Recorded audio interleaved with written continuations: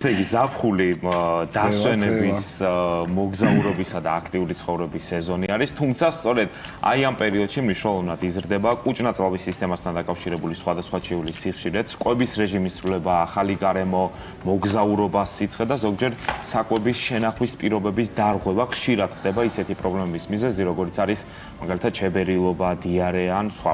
ზაფხულში ხშირია საკვებით ინტოქსიკაციის შემთხვევებით. სწორედ აი ამიტომ მნიშვნელოვანია ვიცოდეთ, როგორ მოვემზადოთ ზაფხულის სეზონისთვის, როგორ დავიცვათ ჩვენი ჯანმრთელობა და რა ნაბიჯები უნდა გადავდგათ, თუ მსგავსი სიმპტომები მაინც განვითარდა. ამ საკითხზე სასაუბრო დღეს ჩვენთან ერთად არიან ფარმაცევტული კომპანია GM Pharma-ის პროდუქციის მენეჯერი თამარ დანობაშვილი და სააფთიაქო გაყიდვების მენეჯერი ჟანა მაღლაკელიძე, რომლებიც გვესაუბრებიან ზაფხულის სეზონზე განსაკუთრებით აქტუალურ თემებზე. მოგესალმებით, დიდი მადლობა, რომ ჩვენ მოგესალმებით. თამარ, პირველ რიგში დავიწყოთ საუბარი ალბათ მთავარი კითხვით, რატომ იზრდება ზაფხულის პერიოდში კუჭ-ნაწლავის ჩივილების სიხშირე და რა ფაქტორები მოქმედებს აი ამაზე ყველაზე მეტად? მოგესალმებით, მივესალმებით თქვენს მაყურებელს. თქვენ დასაწყისში ძალიან კარგად აღნიშნეთ პრინციპში ის რიგი ფაქტორებისა, რომლებიც ნამდვილად განაპირობებენ ზაფხულში კუჭ-ნაწლავის ტრაქტის სხვადასხვა ჩივილებს, ხო, როგორიც არის რაც ახსენეთ თქვენ უცხო გარემო, ახალი ჰავა, განსხვავებული საკვები, წყალი და ასე შემდეგ, რომელიც ჩვენ გვხვდება როგორც ქვეყნის შიგნით მოგზაურობის, ისე ქვეყნის გარეთ კი ბატონო მოგზაურობის დროსაც. თუმცა ამასთან ერთად აუცილებლად უნდა აღვნიშნოთ, რომ ზაფხულში ძალიან ასე ვთქვათ, საფრთხილო არის საკვების შენახვის პირობები, მათი თერმული დამუშავება, მათი ჰიგიენურად კარგად გარეცხვა და ასე შემდეგ და თუ ვთქვათ, ჩვენ ვიკვებებით ისეთ ობიექტში, სადაც ზუსტად დარწმუნებული არ ვართ, რამდენად კარგად მზადდება ესა თუ ის საკვები, რამდენად შენახულია მისი შენახვის პირობები, დაცულია შენახვის პირობები, რა თქმა უნდა, ესეც ზრდის რისკებს. მაგრამ ყველაზე მთავარი, რაც ასევე არ უნდა დაგვაუწყდეს, ეს გახლავთ ის, რომ ჩვენ რომ გვსიამოვნებს ზაფხულში კარგი ამინდი, მზიანი ამინდი და კარგი სითბო, ესე ვთქვათ, ზაფხული ძალიან კარგი და ესეთი გარემო არის თავად გამომწვევებისთვის, როგორიც არის ვირუსული, ბაქტერიული გამომწვევები, ამიტომ ძალიან ხშირია ხოლმე, რომ სწორედ ზაფხულში იფეთქებს ხოლმე ნაწლავური ვირუსული ინფექციების თუ ბაქტერიული ინფექციების ეპიდემიაც და ესეც ერთგვარად დამოკიდებული არის მაღალ ტემპერატურაზე, მაღალ ტენიანობაზე. თორემ შავი ზღვის სანაპიროდან არის ხოლმე კი ბატონო, არის ხოლმე ხშირად ზღვასთან არის დაკავშირებული კი დაკავშირებული ასევე გარდაკვებით ინტოქსიკაციისა, სწორედ აი ამ ნაწლავურ ვირუსულ ინფექციებთან არის დაკავშირებული და ესეთი საკურორტო ზონები ხოლმე არის ძალიან მჭიდროდ კონტაქტის, ესე ვთქვათ, ტერიტორია, სადაც პატარა ტერიტორიაზე ბევრი ადამიანი ერთად იყრის თავს და გადაცემა ჰაერწვეთოვანი გზით თუ სხვა ამ ვირუსული ინფექციების მარტივად ხდება და ესეც რა თქმა უნდა ზრდის იმ რისკებს, რაზეც ვისაუბრეთ. ენტეროვირუსი.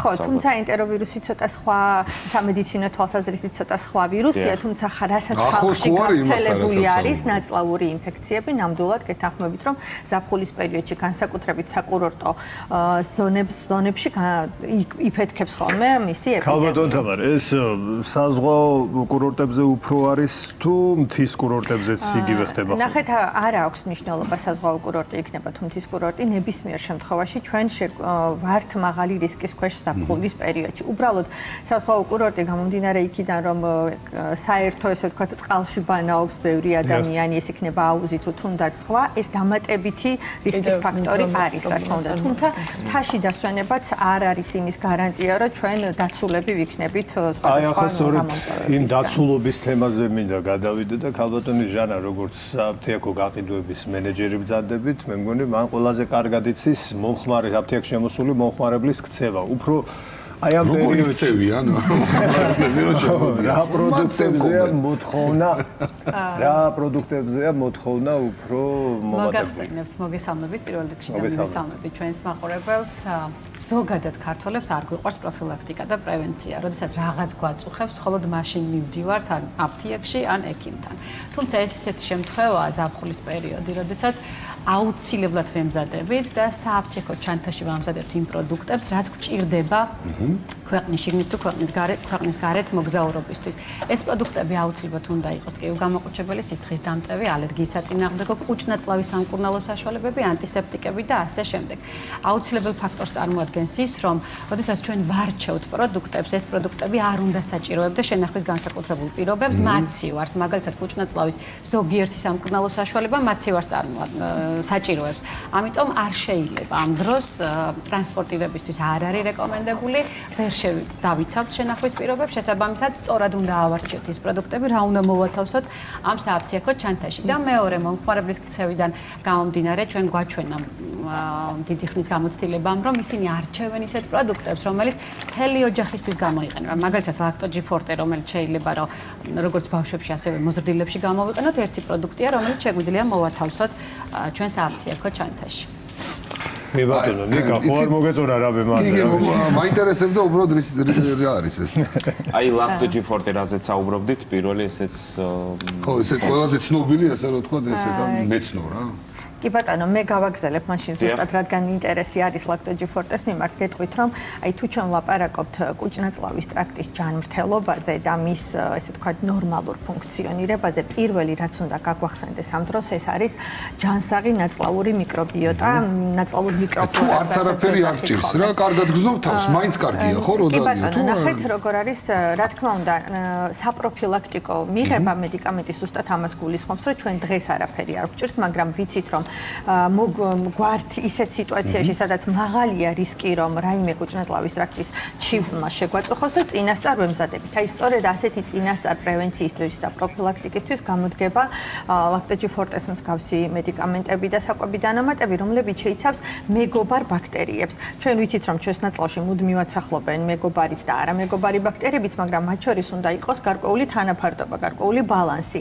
და აი მოგზაურობა არის ხოლმე ის სტრესული ფაქტორი, ის ახალი ჰაერი, ახალი საკვები, წყალი, რომელიც პირველ რიგში აისახება ხოლმე ნაწლავურ მიკრობიოტაზე და ირღვევა ეს ბალანსი და სწორედ ამისთვის არის აუცილებელი მეგობარი ბაქტერიები მედიკამენტის ან საკვები დანამატის სახით მივაწოდოთ ჩვენს კუჭნაწლავს, რომ არ შეგვაწუხოს. აი ანტიბიოტიკებს რომ მიწევდა მიღება, ყოველთვის აი ლაქტოჯის თან ერთად ხდებოდა ეს ამბავი, რომ სწორედ ეს მეგობრები აღდგარებო კუჭნაწლავში. იმიტომ რომ ანტიბიოტიკი რა მოქმედება აქვს, ხო ბაქტერია უნდა ესე ვთქვათ მოკლას და ის ვერ არჩევს სასარგებლო და არამეგობარ ბაქტერიებს და ერთნაირად ანადგურებს ორივეს, მათ შორის მეგობარ ბაქტერიებსაც და ამიტომ აუცილებელია ასეთ დროს რომ ჩვენ გარედან მივეხმაროთ ჩვენს ნაწლავურ მიკრობიოტას. ნაწლავურ ფლორაზეც რო ვისაუბროთ, აი რა მნიშვნელობა აქვს მოგზაურობის პერიოდში ნაწლავის მიკრობიოტის დაცვას. ძალიან დიდი მნიშვნელობა აქვს, როგორც გითხარით, მოგზაურობა, ახალი გარემო არის სტრესი ჩვენი კუჭნაწლავისთვის და ნაწლავური მიკრობიოტის ბალანსი არის სწორედ ის მთავარი, ასე ვთქვათ, საყრდენი, რაც შენდება მერე. ეგრევე შოქში არის ეს წაკის უჭამენ და თუმცა აქ უნდა ვთქვათ, რომ ნაწლავური მიკრობიოტა არ განსაზღვრავს მხოლოდ კუჭნაწლავის ჯანმრთელობას, მასზე არის დამოკიდებული ჩვენი იმუნიტეტი. ის კი არა ჩვენი მენტალური ჯანმრთელობაც თურმე დიდწილად ყოფილა დამოკიდებული ნაწლავური მიკრობიოტის ბალანსზე, რამდენად დაბალანსებული და ჯანსაღი ნაწლავური მიკრობიოტა გვაქვს. ხო, აქ ცოტა რთული კვლევებია ჩასატარებელი, თუმცა სიმპტომურად თუ პაციენტს აწუხებს, ადამიანს აწუხებს ხშირი დიარეა, ან პირიქით ხშირი ყაბზობა, მუცლის ტკივილი, დისკომფორტი და ასე შემდეგ, აუცილებლად უნდა მიმართოს გასტროენტეროლოგს, რომელიც შემდეგ უკვე გაღრმავებული კვლევების საფუძველზე დაადგენს, აქ თქვათ არის ნაწლავური მიკრობიოტის დარღვევა თუ სხვა რაიმე ორგანული პათოლოგია არის კუჭნაწლავის ტრაქტის. ესე იგი, კიდევ ერთხელ რომ აუხსნათ ჩვენს მაყურებელს, თუ ადამიანს უკვე განუვითარდა კუჭნაწლავის პრობლემა, ჩვენ უკვე ვისაუბრეთ, რომ არსებობს მრავალმხრივი და ასე შემდეგ, მაგრამ აი გარკვეული დისკომფორტი აქვს. რა არის ის პირველი ნაბიჯი, რაც მან უნდა გააკეთოს და რა შემთხვევაში უნდა მიმართოს სამედიცინო დაწესებულებას და ექიმს? კი ბატონო, კუჭნაწლავის ტრაქტის ჩივილების გამოვლენის დროს ჩვენ გვეხმარება ეგრეთ წოდებული სიმპტომური საშუალებები, რომლებიც იმ წუთში სიმპტომს მოგვიხსნის, თუმცა ეს არ ნიშნავს იმას, რომ ჩვენ ექიმს არ უნდა მივმართოთ. როცა არის რამოდენიმე სიმპტომი, როცა კუჭნაწლავს ეხება საქმე, რომელიც არ უნდა გამოგრჩოს. ამას მედიცინაში წითელი ალმის ნიშნებს ეძახიან. ეს არის მაგალითად გახანგრძლივებული დიარეა. ბავშვების შემთხვევაში თუ ის 24 საათი და მეტი გრძელდება, აუცილებლად უნდა მივმართოთ ექიმს. მოზრდილის შემთხვევაში შეიძლება 48 საათამდე ვაცადოთ, მაგრამ დიარეის ინტენსივობასაც გააჩნია, რა თქმა უნდა, კი ბატონო. ასევე შეუჩერებელი, შეუპოვარი ღებინება, ესეც ძალიან მნიშვნელოვანია, იმიტომ რომ დიარეაც და ღებინებაც ის მდგომარეობებია, როცა ჩვენ გვეშინია გაუწყლოების და დეჰიდრატაციის და აუცილებელია, რომ დროულად ჩავერიოთ. ასევე წითელი ალმის ნიშნებს მიეკუთვნება სისხლიანი განავალი, თუ განავალში თვალით ხილული სისხლი შეამჩნია ადამიანმა და მუცლის მწვავე ტკივილი, რომ გამოირიცხოს რაიმე ქირურგიული პათოლოგია, ესეც არის ის ნიშანი, როცა აუცილებლად უნდა მიმართოს ექიმს. ქალბატონო ჟანა, ზაფხულის სეზონზე GM Pharma სპეციალური კამპანია წამოიწყო, როგორც ჩვენთვის ცნობილია და რას მოიცავს ეს შემოთავაზება? კი, ნამდვილად ჩვენ ყოველთვის თავაზავთ ჩვენს მომხმარებლებს გარკვეული ტიპის სხვადასხვა ტიპის კამპანიებს. ამ შემთხვევაში გუშინ დავიწყეთ 6 ივლისს და გაგრძელდება 17 ივლისის ჩათვლით და ეხება გასტროენტეროლოგიურ პროდუქტებს, სწორედ იმ პროდუქტებს, რომელიც საჭიროა სააფთიაქო მოგზაურობისთვის, ხო, სააფთიაქო ჩანთისთვის. აი ჩვენ ვახსენეთ ლაქტოჯი ფორტე, ლაქტოჯი ფორტეზე მაგალითად არის 1+1 შეთავაზება PSP სააფთიაქო ქსელში, იგივე ტიპის შეთავაზება გახლავთ კრეზამზე, რომელიც გახლავთ ფერმენტული საშუალება, სხვა დანარჩენ პროდუქტებს გვაქვს 50%-ამდე ფასდაკლება, როგორიც არის მაგალითად ლაქტოჯი ქიცი. ეს არის საბავშვო მეგობარ ბაქტერიებს ვუწოდებთ ჩვენ მას ნაწლავური ფლორის ბალანსის შესანარჩუნებელი საშუალება, კი ბატონო.